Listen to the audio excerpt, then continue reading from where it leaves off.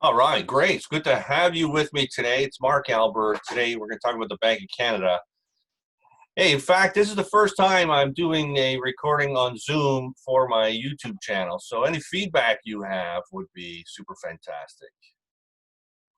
So we're going to share screen with us, and I have a presentation here. So we're going to go to it and see what's going on. So Bank of Canada for September the 9th, they had a rate announcement. And that rate announcement we're going to get into. So for now, I just want to show you, they do 8 rate announcements a year.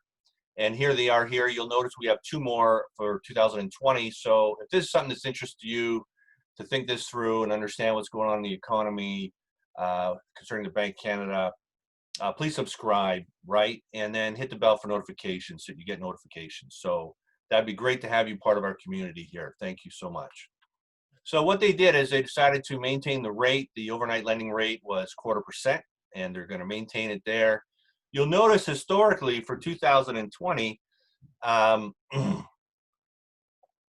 in January, we were at 1.75, and then in March, it was like 0.5% drop, 0.5% drop, 0.5% drop, and the last 2 in March were unscheduled announcements. They weren't part of the traditional 8 scheduled announcements. But since then, since March, they have been maintaining the rate at 0.25%, right? So let's talk quantitative easing. So the Bank of Canada, they continue a program, a quantitative easing program. So what is quantitative easing?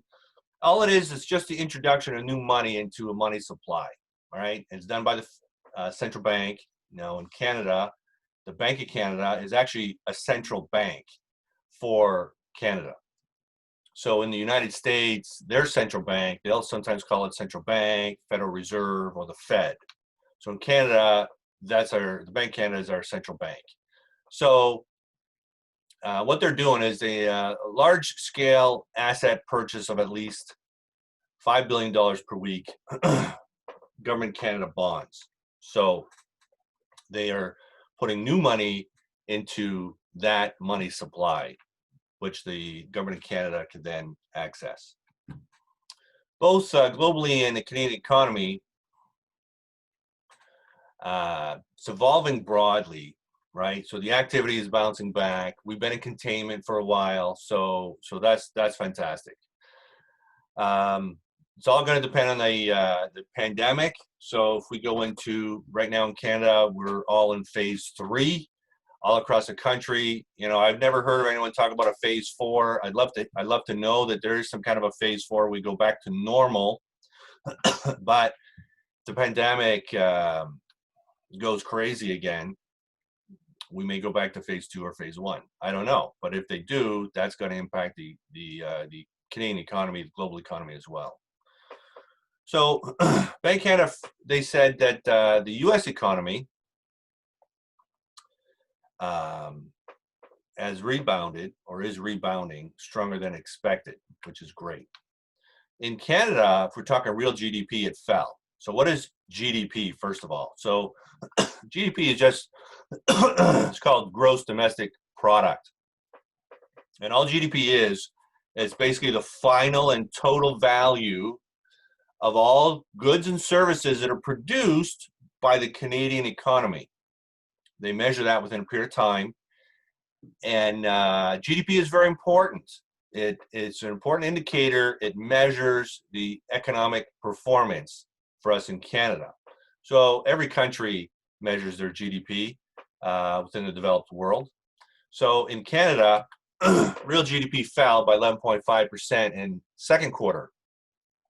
So that means that the first half of the year, GDP was 13% because the economy really started tanking midway through March. So if you annualize that over the year, the Bank of Canada say that our GDP for the year will have fallen, would be negative, 39%, which is really low. Household spending rebounded sharply this summer, right? I think it's primarily because of consumer confidence. People are buying again, right? Stronger than expected goods consumption and household activity largely reflecting pent-up demand. So what they're saying is there's been an increase lately of people buying houses, selling houses. And in part, that's because the demand was there, and then we went into pandemic mode. So people are saying, well, I don't know, I need to sell, or I need to buy, I want to sell, I want to buy, but I'm going to hold off for now because of the pandemic. I don't want to go into someone's house right now because of the pandemic, look around. I don't want people going to my house. So that demand was pent up, and then boom, it's like the gates have opened up and a lot more people are buying and selling. They may have done that during the earlier in the pandemic, but now it's coming up. So that's what they're saying. There's also been a large but uneven rebound in the employment. So employment, if you look at like Amazon, they're busting through. They're so profitable, it's crazy, right? You're looking at restaurants. Restaurants are hurting a lot. So not every aspect of the economy is recovering well. Some are doing very well, and others are hurting a lot more.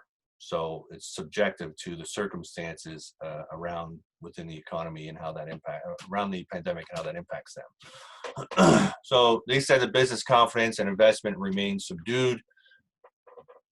They continue to expect the recuperation phase to be slow and choppy. We're going through ongoing uncertainty and structural challenges, and the economy is trying to cope with that and is moving and chugging along and trying to recover. So we basically, that's it. And it'd be great if you subscribed to the YouTube channel. These are upcoming ones. We have one in October. Being that we're in a pandemic, you know, you never know what the Bank of Canada are going to do or need to do. So if you subscribe, that'd be great. Listen, thanks for being with me, and look forward to seeing you again soon. And be safe out there, and we'll look forward to further interactions on the Bank of Canada.